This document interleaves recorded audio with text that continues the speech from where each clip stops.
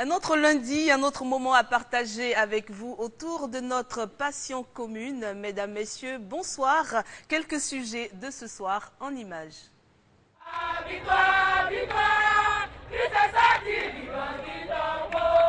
Elles l'ont réussi, oui, elles l'ont fait. Les éléphants de Côte d'Ivoire seront au Canada en 2015 pour la Coupe du monde de football.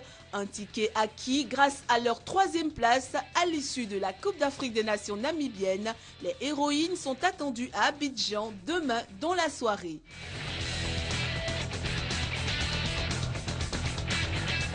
Qui seront les champions de Côte d'Ivoire de handball cette saison? Bandama Handball Club de Tiasalé défie l'Africa Sport d'Abidjan chez les dames. Quand chez les hommes, les amoureux de la petite balle auront droit au Classico, Société Omnisport des Armées Red Star, prévu pour samedi prochain au Palais des Sports de Treichville. Les détails et bien d'autres informations dans votre magazine.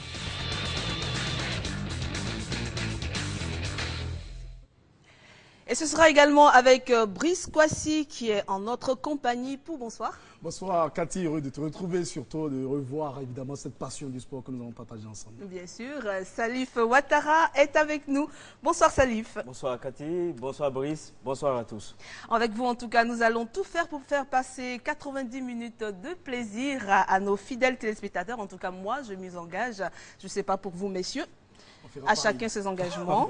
Vous ferez pareil, ben, tant mieux. Alors messieurs, elles l'ont réussi.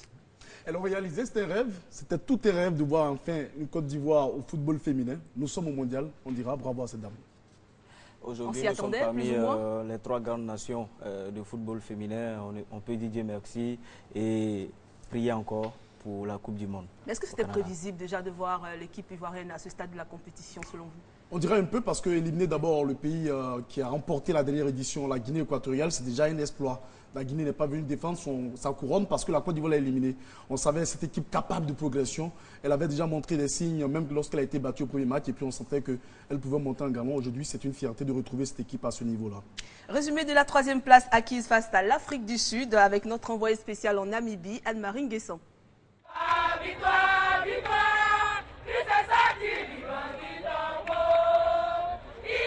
Elles peuvent danser et chanter parce qu'elles méritent ce moment de joie.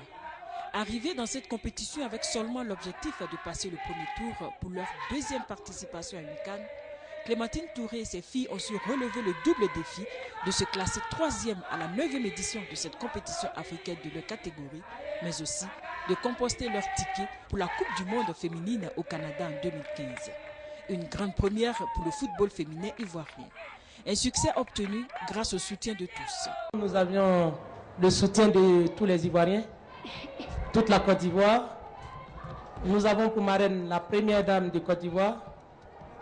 Nous avions également notre papa, le président de la Fédération ivoirienne de football qui est là, de tous les ministres de la Côte d'Ivoire. Il faut dire que nous avions un soutien vraiment formidable. Nous espérons vraiment continuer sur cette lancée. Mais il faut dire, dans un premier temps, je suis très heureuse et je voudrais déjà manifester cette joie, dire merci à tous ceux qui nous ont soutenus. L'abnégation des joueuses qui n'ont rien lâché, même quand c'était difficile, face à cette belle équipe de l'Afrique du Sud, a été primordiale. La Côte d'Ivoire a des attaquantes très rapides et puis très efficaces sur le flanc de l'attaque. Donc nous avons vu que l'Afrique du Sud, à un moment donné, a baissé les bras. Donc nous avons profité pour marquer le but de la qualification. Fatou Koulibaly, Tia Inès, Naï Estelle, Coco Ange et leurs camarades donnent ainsi une autre dimension au football féminin ivoirien. Voilà, la 3e place est en poche pour les Ivoiriennes. Alors, en 2012, on a vu une équipe de la Côte d'Ivoire qui est sortie 3e du groupe B avec justement le Nigeria et le Cameroun dans cette poule. Les Ivoiriennes ont donc réussi à ne battre que l'Éthiopie. Et aujourd'hui, on voit cette équipe de la Côte d'Ivoire qui a quand même gagné en maturité. Il y a eu un sérieux travail, il faut le dire, d'abord au niveau national. Vous savez, avec le championnat national, on a l'homme d'Abou et les 11 de Daloa. Il y a une fort travail qui est fait à ce niveau-là. Le championnat national féminin, il faut le dire, a évolué.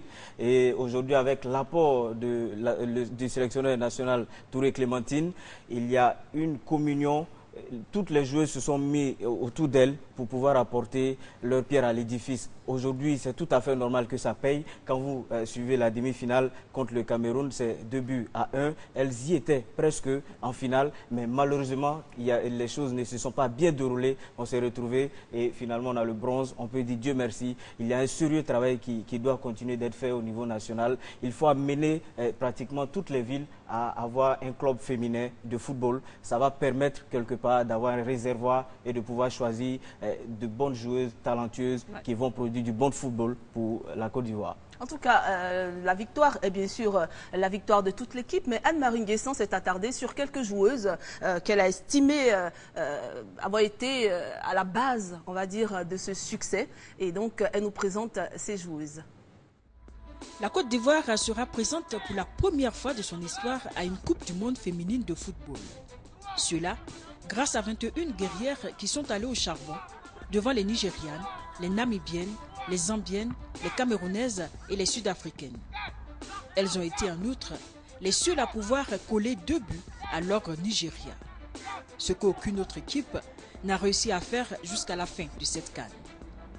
Faisons maintenant connaissance avec les principales artisanes de cet exploit de Windhoek. Moi, c'est Inès Ternéré, avançante de l'équipe nationale de Côte d'Ivoire. Je joue en Serbie. Mon club, c'est Spartak. J'aime bien cette coupe-là parce que ça me fait un peu rappeler le joueur Naïma du Barcelone. Koulibaly Fatou, défenseuse de l'équipe nationale, je joue à Juventus de Yopougon. Face à la Namibie, j'ai été élue meilleure joueuse. Je dis merci à Dieu. Mon ambition à cette CAN, c'est d'être professionnelle. Nguessan Coco Ange, attaquante Omnes de Dabou en sélection attaquante ailier. Même s'il y a des difficultés, il faut que j'avance. Tiamale 11 Marie-Dominique, gardienne du club Omnes de Dabou. La rage de vaincre, c'est ce qui m'a animé. Puis bon, en tout cas, nous étions toutes confiantes. Hello, Amon Rebecca Grasse. Je joue à un seul de Gagnois, attaquant de poing. Naï Estelle Marie-José, j'ai évolué à Zabeda Perm 2005 en Russie. Avec leurs camarades, elles ont encore en commun une passion, la prière.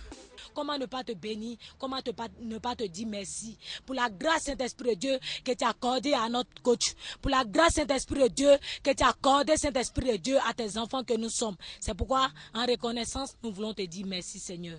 Merci pour tout ce que tu fais dans notre vie. Amen. Amen. Comment ne pas te louer? Comment ne pas te louer? Comment ne pas te louer? Seigneur mon Dieu.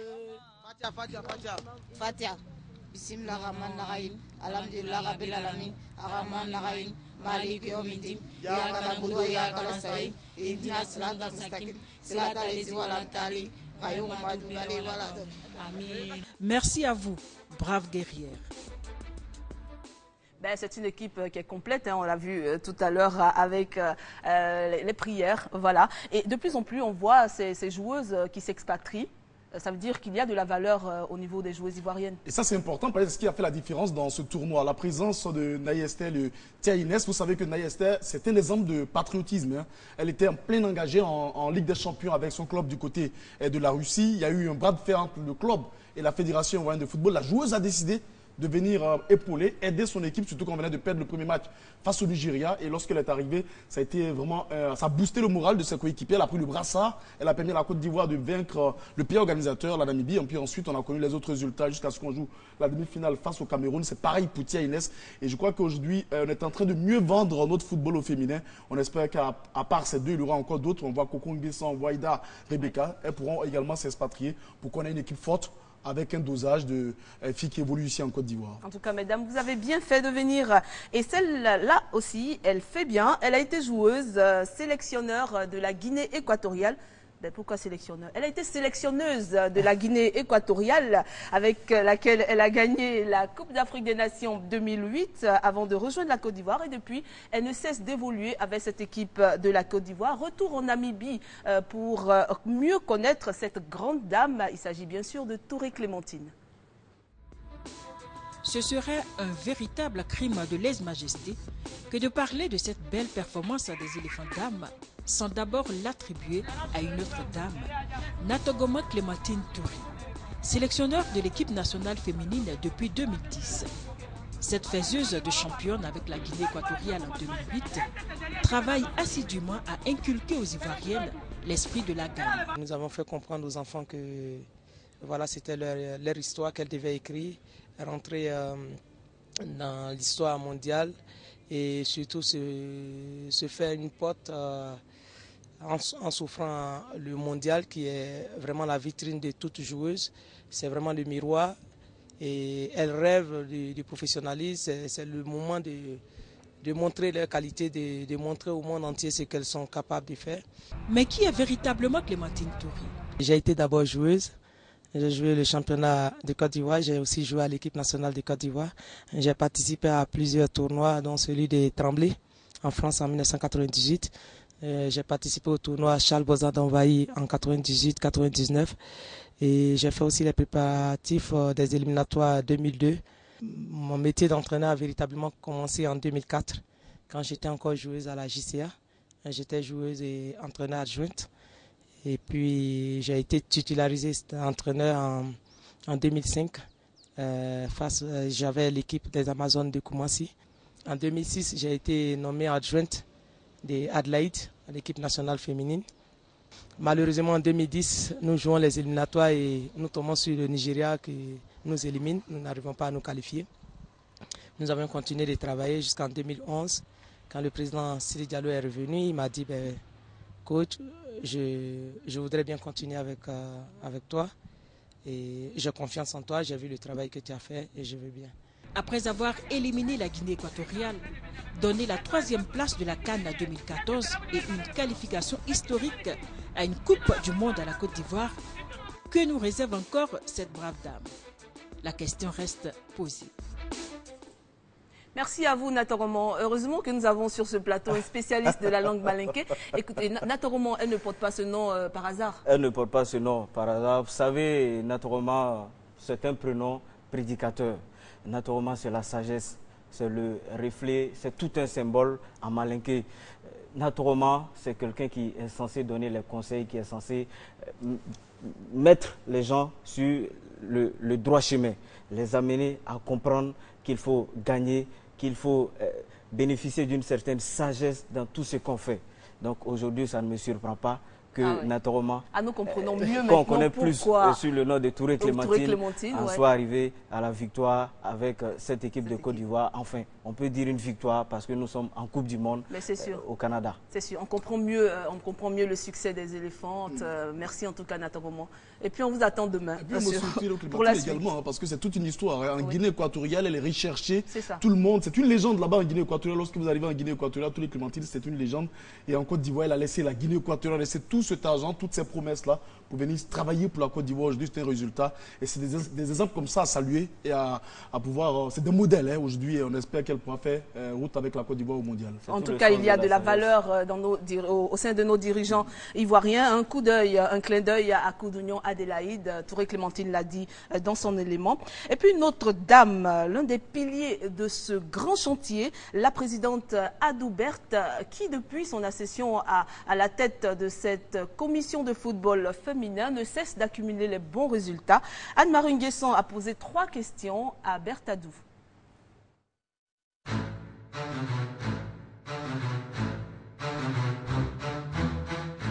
Je voudrais dire merci à Dieu pour tout ce qu'il a permis, pour tous ces efforts qui ont été récompensés. Et puis voilà, nous sommes venus, comme on dit, mollo, doucement, doucement. Aujourd'hui, nous repartons avec une place en finale. Il faut tirer les chapeaux à l'entraîneur, il faut tirer les chapeaux aux joueuses. Et puis voilà, nous y sommes, nous sommes au mondial. Et puis remercier toutes les autorités, notamment la première dame, notre ministère de tutelle, et puis toutes ces personnes qui n'ont pas cessé de nous soutenir dans l'ombre. C'est vrai qu'on ne parle pas suffisamment du football féminin, mais il faut reconnaître qu'il y a des gens qui y travaillent. Et ces personnes-là sont à remercier. Elles se reconnaîtront. Je voudrais dire merci à toutes ces personnes. Bien sûr. Il faut dire qu'on a parlé beaucoup. Je parle beaucoup avec les joueuses. On était sûr qu'on allait au moins partir avec quelque chose. Est-ce la finale? Est-ce la demi-finale? Nous y sommes. J'avais dit déjà que notre premier objectif, c'était de passer le premier tour. On a passé le premier tour. On sait ce qu'on s'est dit avec le coach et les joueuses. C'est pas répartir bredouille, c'est répartir avec une place au mondial. Et ça, c'était notre objectif depuis le début. Je l'ai dit souvent, le premier vice-président n'a pas arrêté de nous dire « je voudrais que vous alliez au mondial ». Je lui ai dit « laisse-nous, on va aller comme on sait le faire, sans bruit, sans tapage. Dieu nous a récompensés, merci à Dieu ». On va d'abord finir avec toutes les émotions là et puis on va se mettre au travail. Moi je lance un appel à toutes les autorités parce qu'aller au mondial, il ne faut pas qu'on attende les derniers jours pour se préparer. C'est maintenant qu'il faut se préparer. On a un championnat qui est à revoir. Si vous regardez plutôt les championnats, c'est 2 équipes seulement ou 3 équipes qui tirent. Donc il faudrait qu'on se mette, qu'on revoie notre championnat et qu'on nous donne les moyens pour travailler. La fédération, elle seule, ne peut pas. Ce n'est pas possible. Si on ne veut pas qu'on soit ridicule, que tout le monde s'y mette pour que vraiment les filles puissent encore chanter très haut l'hymne national de Côte d'Ivoire. En tout cas, l'appel lancé, la présidente l'a dit, il faut vraiment soutenir cette équipe, ce football féminin ivoirien pour avoir de meilleurs résultats. Et puis le meilleur exemple, c'est ce tournoi à cette compétition-là parce qu'on a vu, lorsqu'il y a eu un peu d'organisation, on a vu le résultat. Elles ont commencé ici la préparation à Yamoussoukro de façon très minutieuse, méthodique. Touré Clémentine a conduit cette fille jusqu'en Afrique du Sud. En Afrique du Sud, on a été battu par l'Afrique du Sud en match amical 2-1, mais sans véritablement se mélanger. Ils ont continué toujours à travailler et puis finalement, aujourd'hui, on a vu. Donc, lorsqu'il y a l'organisation, ça marche. Si on est organisé pour aller au mondial, pourquoi pas rêver des meilleurs résultats à la Coupe du Monde? C'est possible avec cette génération qui est en pleine progression au niveau des dames. C'est possible. Et d'ailleurs, les filles rentrent demain à partir de 19 h à l'aéroport Félix Houphouët-Boigny d'Abidjan.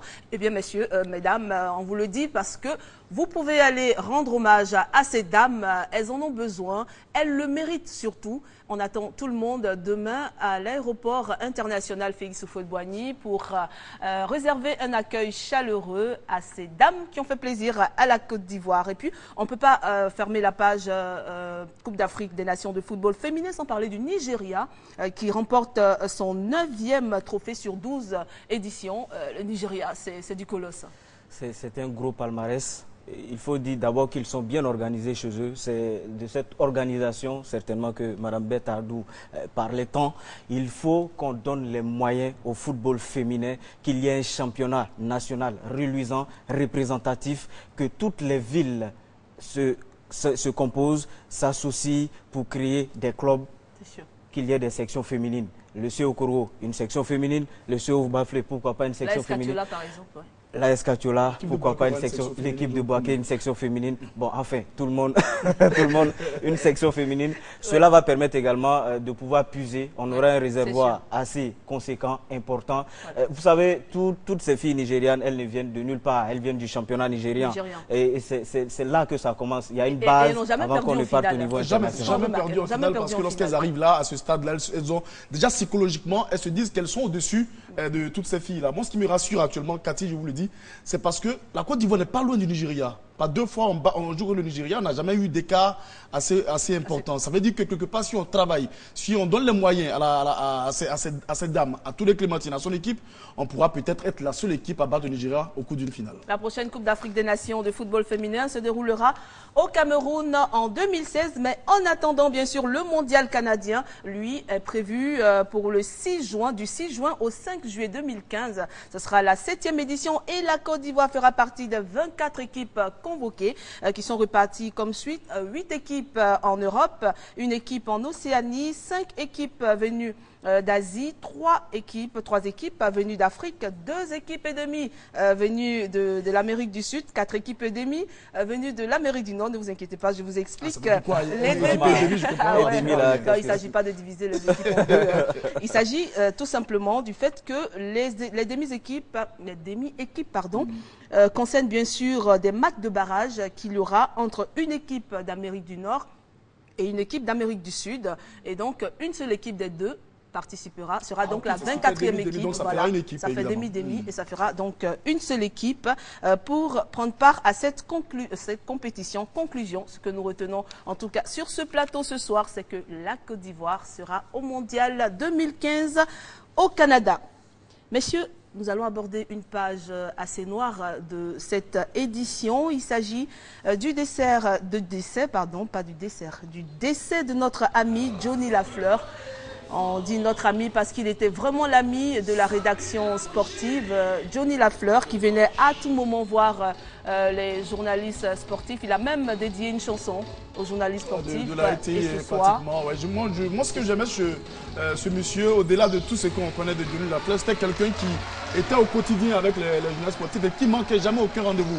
Malgré quelques fois où il y a eu des déceptions avec les éléphants, il était toujours le premier à faire sortir un album en soutien aux éléphants. Et c'est vraiment une grosse fête. Et c'est surtout sa joie que moi je retiens, sa joie de vivre, quelles que soient les critiques, il était toujours... C'était un vrai supporter, mais à côté, Johnny Lafleur, il a inspiré beaucoup de stylistes, il a inspiré beaucoup de modélistes. On se demandait souvent d'où venait cette intelligence, cette élégance, ce style vestimentaire qu'il avait. Dommage. Il était spécial, il était atypique. Nous présentons vraiment nos condoléances à la famille de Johnny Lafleur.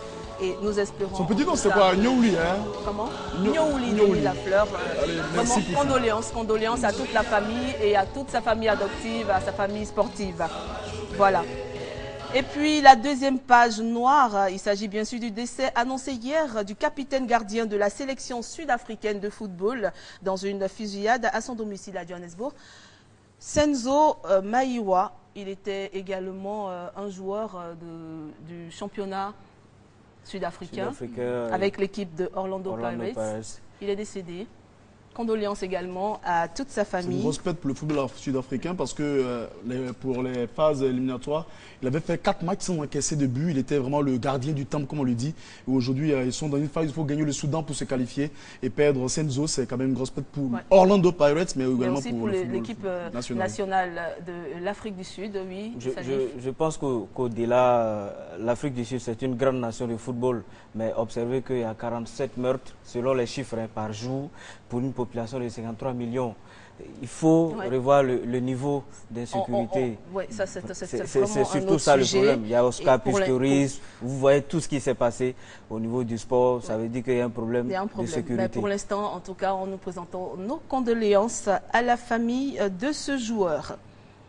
Nous allons continuer avec la Ligue 1 saison 2014-2015 qui débutera bientôt, ça c'est sûr, mais quand, on ne sait pas. Tout ce qu'on a pour l'instant, c'est un communiqué émanant de la Fédération ivoirienne de football. Le président de la Ligue professionnelle de football informe les clubs de Ligue 1 et de Ligue 2, les groupements d'intérêt, les sponsors, la presse et le public sportif du report à une date ultérieure du démarrage des compétitions pour la saison, et ce, compte tenu de la polémique sur la formule du championnat de Ligue 1. À cet effet, il invite les présidents de clubs de la Ligue 1 à prendre part à une réunion de concertation demain, prévue demain donc, 28 octobre 2014 à 17 h au siège de la Ligue professionnelle de football. Par ailleurs, il exprime tous ses regrets aux clubs de Ligue 1, Ligue 2, aux groupements d'intérêt, aux sponsors, à la presse et au public sportif pour les désagréments liés à cette situation indépendante de la volonté de la Ligue professionnelle. C'est signé le directeur exécutif Abba Mobio Paul. Pour notre part, nous vous permettons d'abord de faire connaissance avec les équipes qui participeront à cette compétition. Déjà, la semaine dernière, vous avez eu droit à la présentation de l'AS Tanda et de l'Azida Benguru. 2 autres clubs aujourd'hui, le club Omnisport de Korogo, Salif Ouattara, ça rime. Korogo, Salif Ouattara. D'accord, j'accepte. J'accepte. Alors, parlez-nous de cette équipe du CO Korogo. Le CO Korogo a été fondé en 1986 par les autorités locales qui ont estimé à un moment donné qu'il fallait faire vivre le football, le sport dans la région du Poro. Et ils ont donc initié un club Omnisport. C'était censé être un club qui allait avoir une section handball, football, volleyball, basket. Et au fil du temps, on s'est consacré au football parce qu'on a compris que la population elle-même avait beaucoup plus de goût pour le football. Donc, c'est certainement dans l'élément qu'on verra tout de suite. Vous verrez qu'il y a de l'engouement, il y a du fort potentiel, mais on espère pouvoir retourner sur nos terres pour développer un football local. La base navale de Lokodiro dans la commune de Yopougon, C'est ici que le COK, le club omnisport de Korogo, a déposé ses valises venant de la cité du Poro il y a 2 ans. 2 ans que le COK se trouve dans l'élite et 2 ans que les poulains du président Ouattara Bakari n'ont plus revu la ville de Korogo. Vraiment, c'est difficile parce que moi, en tant qu'ancien joueur, j'étais là-bas à Korogo. Je voyais comment les choses étaient bien et la motivation qui était quand on était là-bas. Mais étant à Abidjan, ce n'est pas la même motivation parce que la population nous manque, la ville nous manque, c'est difficile. Le manque à gagner est énorme, à telle enseigne que l'effectif de départ originaire de la région fait place aujourd'hui à des joueurs trouvés sur place à Abidjan. D'abord à Abidjan, les joueurs, il y a d'autres qui ont loué des maisons, il y a d'autres qui sont en famille, mais c'est difficile. Par contre, à Korogo, on se voyait à tout moment, mais après les entraînements ici, chacun va chez lui et puis bon, peut-être ça, lendemain qu'on se voit, c'est difficile. Les enfants vraiment sont compréhensifs, ils connaissent les difficultés de l'équipe, c'est ça qui nous sauve souvent. C'est difficile, c'est très très difficile même.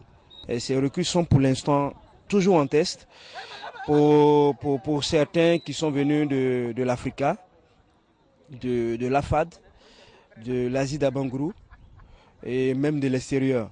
Classé 11e avec 30 points au dernier championnat, le CO Korogo, malgré les difficultés, nourrit de grandes ambitions.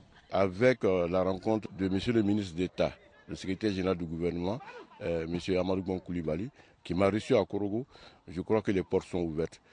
Et cette année-là, même au cours de ce championnat, Korogo puisse être parmi les 3 premiers du championnat. Pour que ce rêve devienne réalité, l'implication de la population est souhaitée et même recommandée, ce qui permettrait à l'équipe du COK de retrouver sa base, le stade municipal de Korogo. Korogo, dans un premier temps, a toujours souhaité le maintien.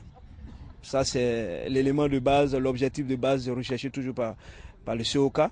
Et cette année, si nous gagnons cette place en phase aller, pourquoi pas, on cherchera quand même à titiller les grands si possible. Pour l'heure, l'équipe du COK d'Abidjan, du moins le CO Korogo, est en atelier pour préparer la saison 2014-2015 de la Ligue 1 avec pour objectif le renforcement de son effectif. Si c'est arrivé dans l'équipe, c'est avoir beaucoup de temps de jeu, me faire voir ailleurs et avoir des propositions meilleures pour aller, si possible, en Europe, jouer dans le professionnalisme comme nos grands frères qui sont déjà là-bas. Je pense que tout est une question de moyens. Bon, la volonté, ça y est, puisque je suis au quotidien avec les joueurs, mes coéquipiers et les coachs. Bon, je pense que le travail se passe bien, mais avec un peu de moyens, je pense que ça peut aller plus bien, quoi. Le COK n'attend plus que le soutien de la population de la région du Poro pour réaliser son rêve, celui de bousculer la hiérarchie et jouer les premiers rôles de la Ligue 1.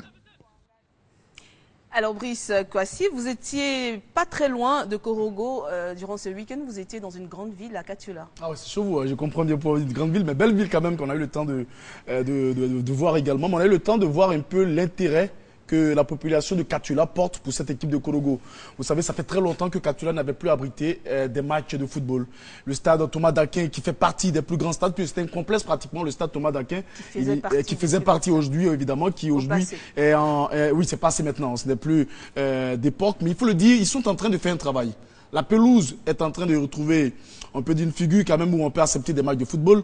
Le gros problème, c'est que c'est la toiture du stade Thomas d'Aquin qu'il faut au niveau de, je pense que l'ONS a essayé de remettre et puis essayer de mettre une couche de peinture sur les gradins. Mais aussi, il faut souligner le travail remarquable abattu par les autorités de Katiula, le président du CO Korogo lui-même, et puis également les responsables du sport départemental et régional là-bas, qui ont réussi à réhabiliter les vestiaires. La tribune de presse est réhabilitée, ça il faut le dire également.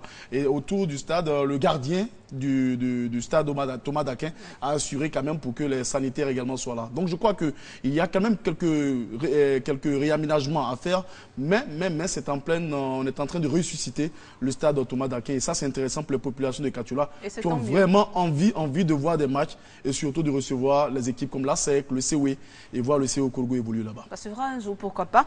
Et à présent nous allons parler des Oye. L'Africa Sport d'Abidjan, Salif.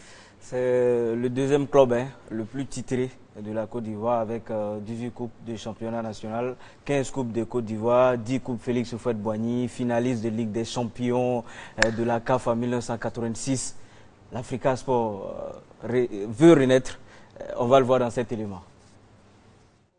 Loin du bruit tumultueux des faubourgs abidjanais, l'Africa Sport s'est déporté au complexe sportif Ivoire Academy, à quelques encablures de la ville de Dabo. Objectif pour le coach Lignon Nagueux et ses poulains, préparer la nouvelle saison tactiquement, mais donner surtout du temps de jeu à une équipe remaniée à 90%. Pour cette saison 2015, l'Africa veut faire peau neuve. La maison vert et rouge a retenu de ses anciens 5 pensionnaires, mettant l'accent sur le recrutement. L'on peut ainsi dénombrer 26 nouvelles têtes. Hassan Loko, international béninois, je suis milieu central. L'intégration m'a été facile, compte tenu de l'humilité des autres joueurs qui m'ont permis, à 5 comme nouveau, qui m'ont permis de vite intégrer le groupe. Et Dieu merci, on s'entend très bien. Ouattara Soalio Davila, je jouais à FC Boaké. Sur nous, on a fait monter le FC Boaké. Mes ambitions, c'est de me faire voir à l'Africa, voilà pourquoi y intégrer au groupe. Pour mieux travailler avec l'équipe pour pouvoir faire remonter l'équipe au haut du classement. Mamadou, milieu offensif, capitaine de l'équipe de l'Africa. Ça va bientôt faire 3 saisons maintenant. Je pense qu'il y a une bonne ambiance. Il y a une bonne ambiance et puis bon, le fait que le groupe a été remanié, à nous de travailler pour être mieux dans les automatismes du championnat et puis bon, suivre le conseil du coach puis mieux entamer le championnat. De son palmarès impressionnant, 2 Coupes d'Afrique des vainqueurs de Coupe, une Super Coupe d'Afrique, 16 titres de champion de Côte d'Ivoire et 14 Coupes nationales, l'Africa veut rompre avec les crises et les tensions. Les Oyeux veulent retrouver les temps de gloire. Lignon Nagueux, ancien champion d'Afrique, je suis l'entraîneur de l'Africa. Je suis un peu satisfait par rapport au jeu, par rapport même à l'état d'esprit des uns et des autres. C'est de l'engagement, c'est un état d'esprit de gagneur, c'est ce que je veux d'abord. Et puis ne pas trop traîner sur le terrain.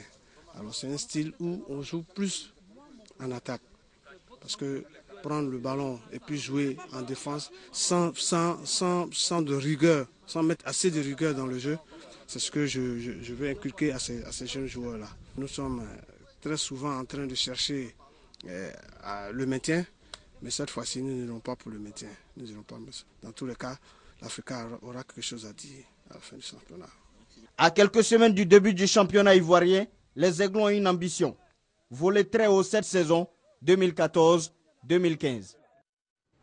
On espère que le ciel sera dégagé pour permettre aux Oyés de voler très haut sur le ciel du football ivoirien. On parle de l'Africa, on reçoit le président Kangarovia, porte-parole de l'INJCI, mais vous inquiétez pas, il n'y a pas de relation.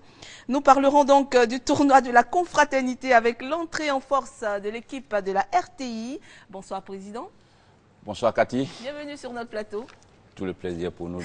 Alors Salif Ouattara était à vos côtés samedi. Salif, qu'est-ce qui s'est passé au stade, Salif arrêtez de rire, qu'est-ce qui s'est passé au stade de la haute fréquence samedi dernier? Une ambiance électrique, on a pu découvrir des joueurs qu'on ne connaissait pas qui étaient cachés pour certains derrière des micros, pour certains derrière des commandes.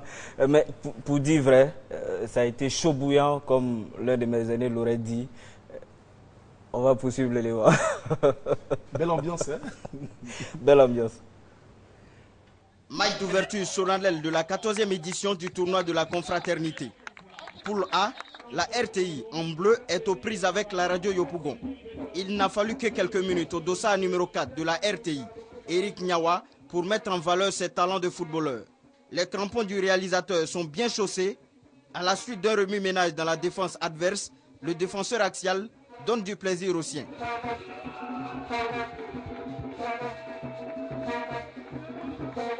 1-0.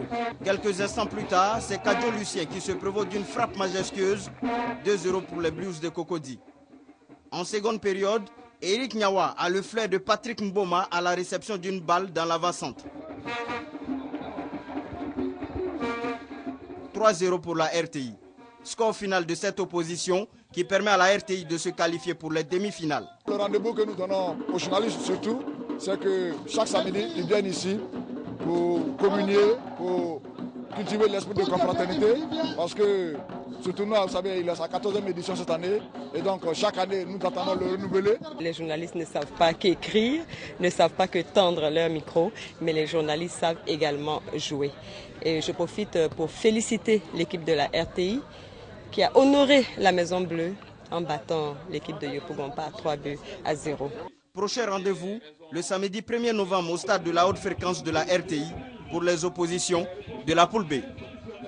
Samuel Eto'o et les autres Salomon Kalou ont fait des doublés. Eric Niawa a fait son doublé. Un doublé est un doublé. Eric Niawa, c'est celui qui réalise cette émission. Félicitations à la RTI. Deuxième but, somptueux, ce deuxième but, contrôle du droit, enchaîné, frappe le gardien. Wow. Imparable au fond des filets. Ah ouais, c'est moi qui a diffusé. Et dire qu'on cherche des attaquants en Côte d'Ivoire. Alors, Président, oui. Dites-nous, les innovations annoncées la semaine dernière, à savoir qu'on ne retrouvera que des journalistes dans les équipes, est-ce que ces innovations ont été respectées? Oui, comme Salif l'indiquait tantôt, j'avoue que le comité d'organisation que j'ai l'honneur de diriger pour l'heure, sinon à l'issue de la première journée, est satisfait parce que ce samedi-là, nous avons retrouvé que des hommes de médias. Il n'y a pas eu de mercenaires. Pas de mercenaires, des journalistes. Nous étions heureux de voir Ali Diarasouba, le milieu, la plaque tournante au niveau du secteur média. Il joue milieu tournant. Oui. Milieu tournant. Eric Niawa, vous avez vu les buts somptueux que Eric a marqués. Oui. On a été également, nous étions également heureux de voir Olivier Nguessan. De l'autre côté, c'est-à-dire l'équipe qui a perdu la radio Yopougon, également qui a présenté de vrais journalistes, des hommes de médias. On a vu Roger Gaga, qui était coach et joueur. On a vu le patron même de la radio, Sangaré Lagui, l'IME, Jean Melen, pour dire que c'était des journalistes. C'était des journalistes qui étaient là. L'entraîneur adjoint de l'équipe de Yopougon, je comprends pourquoi l'équipe même a pris l'eau de toutes parts, c'était une femme. Maïlé. Donc c'est pour vous dire que c'était une très belle fête. C'est pas des choses à dire. Non, j'ai dit que... Je suis pas d'accord. Mais bon, c'est pas grave, c'est pas grave. Oui, mais là, elle n'a pas joué son rôle. De toutes les façons, on a vu tout à l'heure l'équipe nationale de football qui est qualifiée pour le mondial. L'équipe nationale de football qui est qualifiée pour le mondial et qui s'est battue lors de cette demi-finale. Voilà, c'est pas permis à tout le monde. Oui, est-ce que l'ambiance a été à la hauteur de vos attentes? J'avoue que également à ce niveau, on se croirait au stade Ofor-Boigny.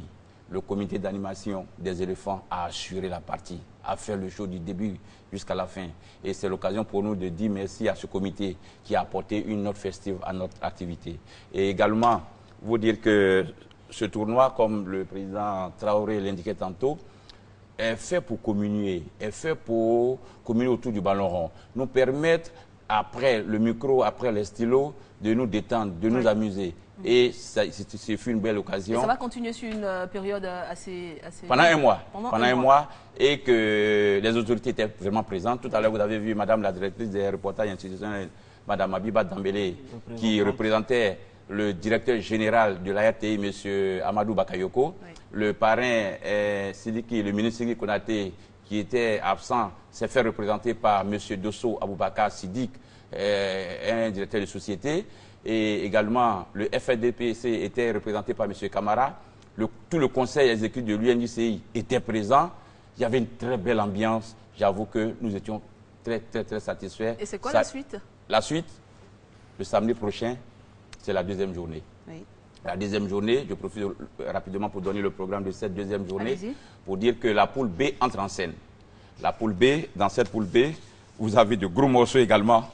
Et Fraternité Matin, le groupe Cyclone, c'est-à-dire le journal Notre Temps et LG Info, la presse en ligne, plutôt la presse étrangère, oui. Parce que la presse étrangère, les autres presses, c'est-à-dire RFI, BBC et autres, ont une équipe, constituent une équipe. Donc cette presse étrangère fait partie de la poule B et quatrième équipe de cette poule B, la fusion, ce qu'on appelle l'équipe hétéroclite, qui est composée de Top Visage, plus la matinale, le Nouveau Réveil, Al-Bayan, Mousseau d'Afrique, Déclic Magazine, AIP. Et en première opposition de cette deuxième journée, le groupe Cyclone sera... À 8h30, le groupe Cyclone sera opposé à la presse en ligne. Et à 9h15, on aura le deuxième match. Le dernier match, Fraternité Matin, plus la fusion. D'accord. Et à 11h, la finale. Parce que chaque journée, nous désignons le vainqueur pour les demi-finales. D'accord. De sorte Alors, que- quel oui. est l'appel à la mobilisation, le dernier appel Nous retirons encore congé. notre appel à la mobilisation. Oui. Nous invitons tous les journalistes à venir. Nous serons heureux de voir pour la prochaine rencontre de la RTI, Brice Kwasi. Marqué 2 buts aussi. Deux buts aussi. Salif J'avais déjà promis mon sur le triplé. terrain. Et pourquoi pas Cathy. Donc, un appel à tous les journalistes. C'est leur fête.